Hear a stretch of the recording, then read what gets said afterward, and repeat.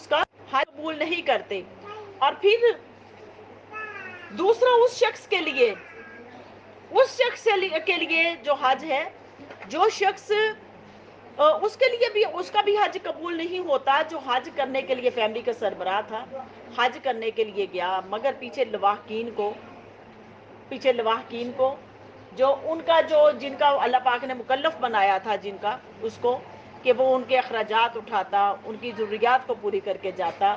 مگر وہ حج کرنے کے لیے گیا اور ان کے پیچھے جو اخراجات تھے وہ ادا کر کے نہیں گیا، ان کے اخراجات ادا کر کے نہیں گیا. تو ایسے شخص کے لیے بھی حج مکروہ تحریمی ہے کہ اس کے لیے بھی کیا حکم ہے کہ سب سے پہلے اپنے گھر والوں کے لیے پیچھے اس کے اخراجات دے کے جائے، ان کا نان و نفقہ بچوں کا، بیوی کا وہ دے کے جائے، تاکہ اتنے دن وہ حج کے جو ایام ہیں، جتنے دن وہ حج کرنے کے لیے گیا ہوا ہے سربراہ، تو پیچھے اس کے بعد جو بچے، اس کی اولاد جو ہے وہ ماری نہ پھرتی رہے، کسی سے مانگتی نہ پھرے. تو یہ حکم ہے کہ اس وقت کہ تم لوگ جو پہلے سب سے پہلے فیملی کا مکلف بنایا کہ ان کے حقوق ادا کر کے جاؤ، پھر حج میں اپنا خرچ، اپنا نان نفقہ، اپنا خرچ جتنا بھی ہے اور اپنا جتنا زیادہ رہا وہ ساتھ لے کے جاؤ. اگر ایسا نہیں کیا، پیچھے گھر والوں کو نان نفقہ نہیں دیا، تو اس کا حج ادا نہیں ہوگا، وہ مکروہ تحریمی ہو جائے گا، حرمت کے ساتھ، کہ اس نے پچھلے والوں کو، اپنے گھر والوں کے لواحقین کے حقوق ادا نہیں کیے. اب حج کے فرض ہونے کی بھی چند شرطیں ہیں. حج ان شرائط کے اندر پائے جانے کا نام ہے کہ مسلمان ہونا. حج صرف مسلمان کے اوپر فرض ہے، کسی کافر کے اوپر حج فرض نہیں ہے. مسلمان ہونا، اور کافر پر حج فرض نہیں ہے، مسلمان پر حج فرض ہے. نمبر 2، آزاد شخص ہو، غلام یا لونڈی نہ ہو، غلام نہ ہو، لونڈیاں نہ ہو، ان پر کے اوپر، جو غلاموں کے اوپر حج فرض نہیں ہے. اب وہ کہ ہمارا دور جو ہے اس کے اندر غلام تو لونڈیاں تو نہیں ہیں، لیکن ہم تو گو کہ ویسے ہی غریب ہیں، جو بہت ہی غریب ہے اس کے اوپر بھی حج فرض نہیں ہے، کیونکہ استطاعت نہیں ہے نا، اس کے پاس استطاعت نہیں ہے. استطاعت اب جیسے اس دور کے اندر آپ دیکھیں حج کتنا مہنگا ہو گیا، استطاعت سے باہر ہے اس دور کے اندر حج. تو جس کے پاس استطاعت نہیں ہے، وہ پیچھے گھر والوں کا اخراجات بھی افورڈ نہیں کر سکتا، خود بھی ساتھ زیادہ رات، اور اپنے حج کے اخراجات ان کو برداشت نہیں کر سکتا، تو اس کے اوپر حج فرض نہیں ہے. اس کے لیے. آگے پھر حج کن کے اوپر فرض ہے؟ نمبر 3، عاقل ہونا، مجنون نہ ہو، مست نہ ہو، دیوانہ نہ ہو. اور جو شخص بے ہوش ہے اس کے اوپر بھی حج فرض نہیں ہے، یعنی کہ جو اس قومے کے اندر چلا گیا بیماری کی وجہ سے، کوئی بیماری اس کو لاحق ہو گئی، اس کی وجہ سے قومے میں چلا گیا، اس کے اوپر بھی حج فرض نہیں ہے. اور بالغ ہونا، جو بالغ کے اوپر حج فرض ہے، نابالغ کے اوپر حج بھی فرض نہیں. چھوٹے بچے کے اوپر حج فرض نہیں ہے. اگر چھوٹے بچے نے حج کر لیا تو وہ حج اگر والدین نے کرایا تو وہ والدین نے کرایا، بڑا ہو کے وہ اپنی کمائی میں سے حج دوبارہ کرے گا، کیونکہ نابالغ کے اوپر حج فرض ہی نہیں تھا، اس کو والدین نے کروا دیا، توفتاً اس کو والدین نے کروا دیا. تو جو والدین نے کروا دیا حج، وہ اس کے اوپر فرض نہیں تھا، وہ والدین نے کروا دیا، لیکن بالغ ہونے کے بعد وہ حج دوبارہ کرے گا. اور اگر اس نے استطاعت پا لی تو وہ حج دوبارہ کرے گا. آگے اس کے بعد پھر قادر ہو، مال کے اوپر قادر ہو، کہ اس کے پاس اتنا مال ہو کہ وہ حج کر سکتا ہے، اس کے پاس اتنا مال ہو کہ وہ حج کر سکتا ہے. قادر ہونا مال کے اوپر، اس کے اوپر حج فرض ہوتا ہے. جس کے پاس مال ہی نہیں اس کے اوپر حج فرض نہیں ہوا. آگے پھر اس کے پاس سواری ہو، اس دور کے اندر تو سواریاں تھیں، اب تو ہمارے پاس باہر ہم نے جانا ہے یا بائی بس جانا. کچھ لوگ کچھ ملکوں سے ہوتے ہوئے جاتے ہیں، بائی بس جاتے ہیں، جیسے ادھر سے پاکستان میں ٹرین پہ چلے جاتے ہیں کوئٹہ کی طرف سے، پھر آگے سے آگے جو نا بائی بس جاتے ہیں دوسرے ملکوں سے. تو سواری کا ہونا یہ بھی لازمی ہے، سواری کے بغیر حج فرض نہیں ہے. جس کے پاس سواری ہے، یعنی کہ جس کے پاس اب ٹکٹ ہو گیا اور اس کے پاس جو نا حج کے سارے لوازمات پورے ہو گئے، اس کے اوپر حج فرض ہو چکا ہے. کچھ لوگ ایسے ہیں کہ جن کے پاس مال ہے، اتنا مال ہے ان کے پاس، لیکن وہ حج نہیں کرتے، ان کے پاس مال ہے لیکن حج نہیں کرتے، حج نہیں کرتے تو وہ گناہ گار ہیں، اللہ کے احکامات کی نافرمانی کر رہے ہیں، اللہ کے حکم کی نافرمانی کر رہے ہیں کہ جب جن کے پاس ہے وہ حج کرنے کے لیے نہیں جاتے، اور عیاشیوں کے لیے بہت سارا ان کے پاس مال و دولت ہے لیکن حج کے لیے نہیں ہے، تو ایسے لوگ گناہ گار ہوں گے جو حج ادا نہیں کرتے۔ آگے اگلا ہے کہ اس کے اوپر قادر ہو جائے، پھر حج کے لیے جانا، راستے میں امن ہو، جو راستے پورا امن ہو، یہ نہ ہو کہ اب اس دور کے اندر جنگی حالات نہ پیدا ہو چکے ہوں، جنگ نہ شروع ہو چکی ہو، اگر جنگ شروع ہو چکی ہو، راستے میں جان کے خطرہ ہے، تو ایسی صورت میں حج فرض نہیں ہوتا، ایسی صورت کے اندر حج فرض نہیں ہوتا، یعنی کہ راستے کے اندر کہیں جنگ لگی ہوئی ہو، یا راستے کے اندر، اس دور کے اندر تو گو کے پیدل حج تھے، ڈاکہ زنیاں ہوتی تھی، راہ زنیاں ہوتی تھی، لوٹ لیا جاتا تھا، لوٹ لیا جاتا تھا، جو نہ وفود رسول اللہ صلی اللہ علیہ وسلم کی بارگاہ میں آئے اور آ کے کہا یا رسول اللہ صلی اللہ علیہ وسلم، ہم جن علاقوں سے آتے ہیں ان علاقوں میں ہمیں خطرہ ہوتا ہے، خطرہ ہوتا ہے تو ہم جلدی نہیں آ پاتے، ہم آ نہیں پاتے، تو اگلے صلی اللہ علیہ وسلم ان کو پھر وہ سارا جو نا احکامات سکھا دیتے تھے، تو امن کا ہونا بھی یہ حج کے فرض ہونے کے لیے ضروری ہے کہ جن راستوں سے گزر کے جانا وہ پورا من راستے ہوں، پورا من راستے ہوں، اور اگر پورا من راستہ نہیں تو تب بھی حج فرض نہیں ہے، حج فرض نہیں ہے اگر پورا من راستہ نہیں ہے۔ اور اسی طرح پھر آگے عورت کے لیے شوہر یا کسی محرم کا موجود ہونا یہ ضروری ہے، شوہر کا یا بھائی کا یا اس کا محرم کا ہونا ضروری ہے، لیکن اس دور کے اندر آپ دیکھیں ایک چیز اور بھی ہے کہ جیسے حج بہت مہنگا ہو گیا ہے، حج بہت مہنگا ہو گیا ہے، اب اگر کوئی ایک بندے کے اس کے پاس ایک کے پاس اتنے اخراجات ہیں، دوسرے کے اخراجات نہیں ہیں حج کرنے کے، تو وہ کیسے جائے گا، کیسے جائے گا؟ تو اس کے لیے اب اس دور کے اندر علماء کرام نے اس کے لیے اجازت دی ہے کہ وہ گروپ کی صورت کے اندر جائے، جہاں گروپ میں خواتین بھی ہوں، اس کے اندر مرد بھی ہوں، اور کوئی ایک جو نا وہ سربراہ بن چکا ہو اس کے اندر، تو وہ گروپ کی صورت میں خواتین حج کے لیے جا سکتی ہیں، کیونکہ اس کی اجازت دی گئی مجبوری کو دیکھتے ہوئے، کہ یہ مشکل کو دیکھتے ہوئے کہ حج مہنگا ہے، جو نا مہنگا ہو چکا ہے، تو ایسی صورتحال کے اندر یہ اجازت دے دی گئی کہ اب تم اسی صورت کے اندر گروپ کے اندر جا کے تم حج کر سکتے ہو، اگر فتنے کا اندیشہ نہ ہو۔ اب تو اتنی آسانی ہو گئی ہے کہ وفد بھیجے جاتے ہیں، گروپس بھیجے جاتے ہیں تاکہ آسانی کے ساتھ حج کر لیا جائے، لیکن جو بوڑھے لوگ ہوتے ہیں ان کے لیے یہی ہے کہ وہ قابل اعتماد لوگوں کے ساتھ جائیں، ایسے ذمہ دار لوگوں کے ساتھ جائیں، بوڑھے لوگ، بوڑھیاں، بوڑھی امیاں اور بوڑھے جو نا بزرگ ہیں، وہ کن کے ساتھ جائیں؟ وہ گروپس کی صورت میں جائیں، اور ایسے ذمہ دار بندے کے اندر کے ساتھ جائیں کہ جو ذمہ داری کو اچھی طرح سے جو نا کنٹرول کرنے والا۔ کئی بزرگوں کو دیکھا ہے کہ وہ چلے جاتے ہیں، شوق میں چلے جاتے ہیں، جب شوق میں چلے جاتے ہیں تو پھر کیا ہوتا ہے کہ وہاں پر وہ حج کے احکامات کو پورا نہیں کر سکتے، وہاں جا کے ان سے چلا نہیں جاتا، ان کی دیکھ بھال نہیں کی جاتی، وہ جو جس گروپ کے اندر وہ گئے ہوئے ہیں، وہ گروپ کے جو لوگ ہیں وہ اتنی ذمہ داری کا مظاہرہ نہیں کر رہے ہوتے، تو وہاں وہ بوڑھے جو پریشان ہو رہے ہوتے، بوڑھوں کو تو ایسے ہی ٹینشن ہونے لگ جاتی، ایسی ٹینشن ہونے لگ جاتی۔ جب ہم لوگ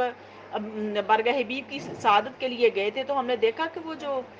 بزرگ امیاں تھیں وہاں پر آئی ہوتی تھی، حرم کے اندر بیٹھی ہوتی تھی، تو وہ امیاں جو ان کا کوئی ایک سربراہ ہوتا تھا، ایک محرم ہوتا تھا، باقی گروپ کی صورت میں ہوتی تھی، تو میں نے دیکھا کہ وہ ایک اب کے ساتھ ایک اور اماں آئی ہوئی تھی، وہ اماں کہیں واش روم میں گئی، رفع حاجت کے لیے گئی، تو وہ پیچھے اماں کو اتنی ٹینشن ہوئی کہ وہ ٹینشن میں اماں اپنی چیئر سے نیچے گر گئی، کہ اس کو اتنا ٹائم ہو گیا وہ آئی نہیں، تو اماں وہ اس ٹینشن میں وہ نیچے گر گئی، ٹینشن میں نیچے گر گئی وہ اماں۔ آپ ذرا دیکھیں کہ یہ بزرگ جو لوگ ہوتے ہیں ان کو بہت ٹینشن ہوتی ہے، اور یہ تو اپنے گھر کے اندر پروٹوکول چاہتے ہیں، بچے ہو گئے، بزرگ ہو گئے، اپنے گھر کے اندر پروٹوکول چاہتے ہیں، اور آپ ان کو سفر میں لے جاؤ تو سفر کے اندر تو پھر اور ہی زیادہ ان کو مشکلات کا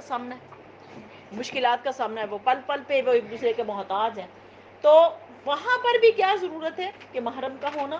یا ایسے لوگوں کا ہونا جو ان کو ذمہ داری کو اٹھا لیں، اچھے طریقے سے ذمہ داری کو اٹھا لیں۔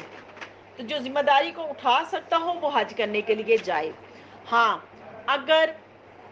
مرد جو مالدار نہیں ہے، عورت مالدار ہے، اور عورت جو حج کرنے کے لیے جا رہی ہے، اب اس کے پاس محرم نہیں ہے، اور وہ محرم جو تیار کرے گی تو اس محرم کا خرچ بھی وہ عورت دے گی، محرم دے گی، محرم کا خرچ بھی عورت دے گی، حج وہی کروائے گی یا عمرہ وہی کروائے گی جو لے کے جا رہی ہے، جو لے کے جا رہی ہے وہ سارے اس کے اخراجات برداشت کرے گی عورت۔ تو ایسی صورتحال کے اندر اس کے اوپر، عورت کے اوپر بھی حج فرض ہو گیا، اور اس کے محرم کے اوپر بھی اس کا طرف سے حج فرض ہے کہ وہ اس کی ادائیگی کروائے۔ اب حج کے فرائض کے لیے کچھ چیزیں ہیں جو نا، کچھ چیزیں ہیں کہ حج میں 5 چیزیں فرض ہیں۔ نمبر 1 احرام،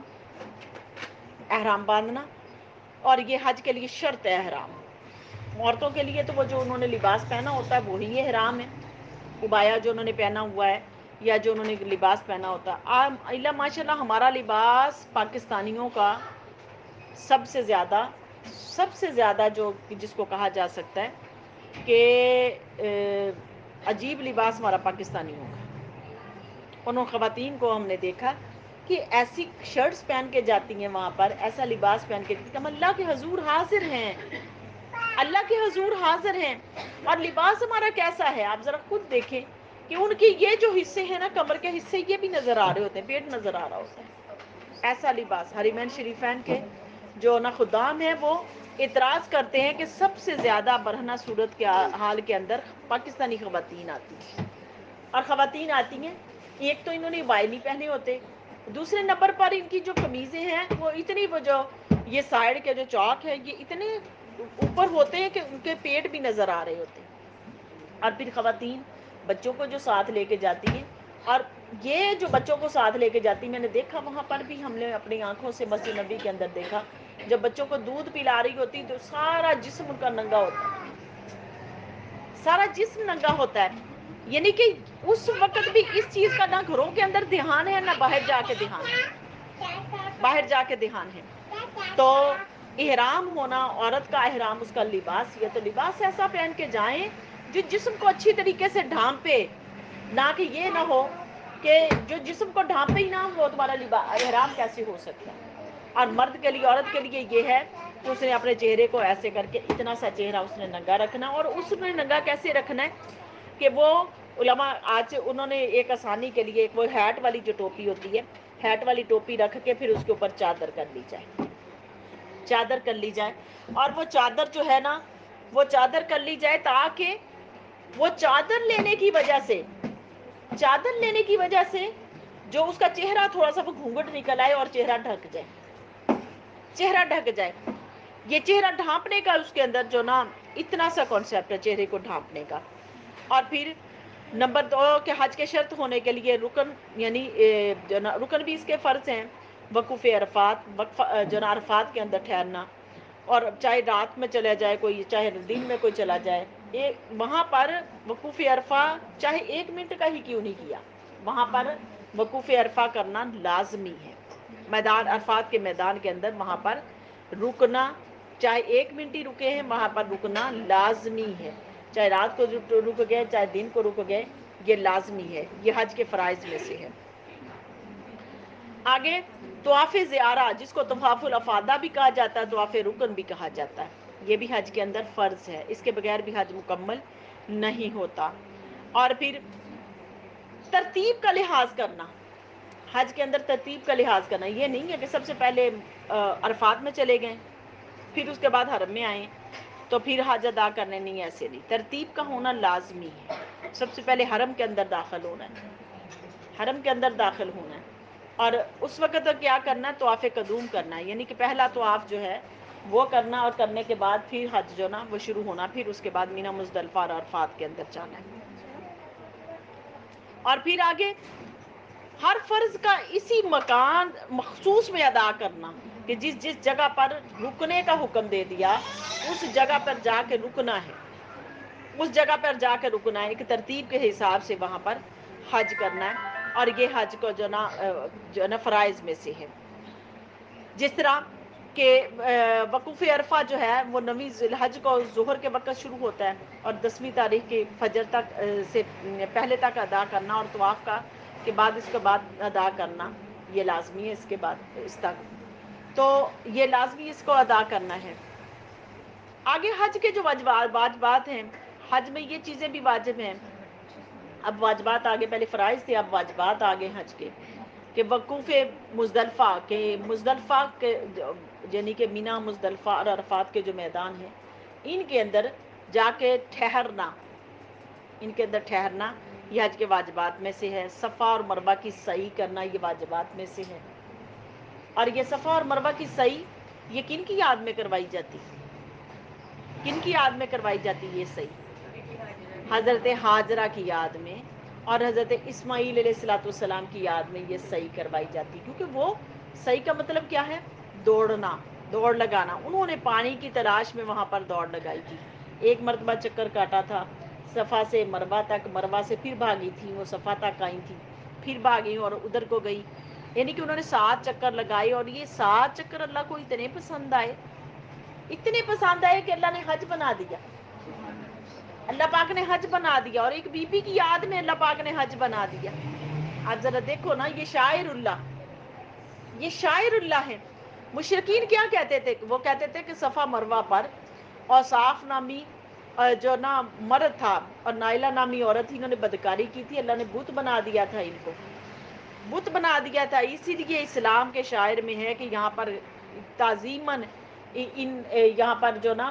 مسلمان نوافل ادا کرتے اور یہ کرتے، اللہ پاک نے فرمایا نہیں، یہ تمہارا باطل عقیدہ ہے، یہ ایسے نہیں ہے، یہ میں نے حضرت ہاجرہ اور اسماعیل علیہ السلام کی یاد میں رکھا ہے، یہ ان کی یاد میں رکھا ہے میں نے، یہ شاعر اللہ ہے، اللہ کی نشانیاں ہیں۔ اللہ پاک نے فرمایا یہ شاعر اللہ، اللہ کی نشانیاں ہیں، اور یہ میں نے شاعر اللہ کی نشانیاں، اللہ پاک فرماتے میں نے رکھی ہیں کس کے لیے؟ مسلمانوں کے لیے، مومنین کے لیے میں نے یہ نشانیاں رکھی ہیں۔ آگے جو نا رمی کرنا، رمی کرنا یعنی کہ جو نا پتھر مارنا شیطان کو، یہ بھی واجبات میں ہے۔ یعنی آفاقی یعنی غیر مکہ کا جو رہنے والا وہ کیا کرے؟ وہ پہلے طواف قدوم بھی کرے گا، یعنی کہ جو دور دراز سے سفر کر کے آئے ہیں وہ پہلے سب سے پہلے طواف بھی کریں گے۔ جو مکہ کے رہنے والے وہ طواف قدوم نہیں کریں گے، لیکن جو دور دراز سے آئے ہوئے ہیں وہ طواف قدوم یعنی پہلا طواف بھی کریں گے۔ آگے حلق کرنا، بالوں کو کٹوانا، مردوں کے لیے افضل ترین یہ ہے کہ وہ ٹنڈ کروائیں، ٹنڈ کروائیں۔ عورتوں کے لیے کہ وہ اپنے بال پیچھے سے لے کے لمبے بال، اور اس کو لے کے اپنی انگلی کے اوپر ایسے کر کے لپیٹ لیں، ایسے یہ دیکھیں جیسے یہ بال ہے اور اس کو اتنا لپیٹ لیا، اور لپیٹنے کے بعد جتنا انگلی کے اوپر لپٹ چکا ہے اتنا سا کاٹ لیں جو لپٹ گئے بال، اور خود نہیں کاٹنے بلکہ کسی جس نے وہ پروسیس جس کا مکمل ہو گیا وہ اس سے کیا کہ بال کٹوانے ہیں، جس کا حج عمرے کا پروسیس مکمل ہو چکا ہے۔ تو اگر آپ کا مکمل ہو چکا تو پھر آپ کسی اور کے بھی کاٹ سکتے ہیں۔ تو یہ بال کاٹنے یہ واجبات میں سے ہے۔ اور آگے ہر وہ چیز جس کو ترک کر دینے پر جو نا دم واجب آ جاتا ہے، لڑائی جھگڑا کر دینا، یا جو نا رکن ہے کوئی ایک رکن چھوڑ دینا، رکن چھوڑ دینا، جیسے کسی کے سر میں جوئیں پڑ گئی، یہ زخم ہو گئے، سر کے اندر زخم ہو گئے، جوئیں پڑ گئی، اب وہ کیا کریں گے؟ زخم ہو گئے اور زخم بھی اتنے زیادہ ہو گئے کہ اب تکلیف ہے وہاں پر، تو آپ بال کٹوائیں، اب حج سے کے پروسیس سے پہلے ہی بال کٹوائیں اور ان زخموں کا علاج کروائیں، اور اس کا جو نا اس کا کفارہ کیا ہے کہ دم ہے، ایک بکری ذبح کی جائے، ایک بکری ذبح کی جائے، اس کا دم ادا کیا جائے، یہ اس کو جنا جانور کو ذبح کرنا یہ واجب ہے، اور ان فرائض کے اندر یہ شامل ہو جاتا ہے، کیونکہ گوگے ہے یہ واجب، لیکن جب بندے نے حج کا ارادہ کر لیا، ارادہ کرنے کے بعد اب یہ اگر وہ جوئیں پڑ گئی ہیں، زخم ہو گئے، تو اب یہ فرض ہو گیا، اب لازمی ادا کرنا، اس کے بغیر حج مکمل نہیں ہوگا۔ اور اس کے علاوہ بہت سی چیزیں حج کے سنن اور آداب کے تحت آتی ہیں، جو نہ سنن میں جو نہ سنتوں میں آتی ہیں، جن کا حدیث میں ذکر ہے سنتوں کا، اور کچھ ان کا جو اس کے اندر حج کے اندر، تو ان کو اپنانے سے ان کے اپنائے بغیر حج جو مکمل نہیں ہوتا۔ یہ جو حج کے جو کچھ رکن تھے جو میں نے آپ کے سامنے، واجبات، فرائض، یہ میں نے آپ کے سامنے رکھ دیے۔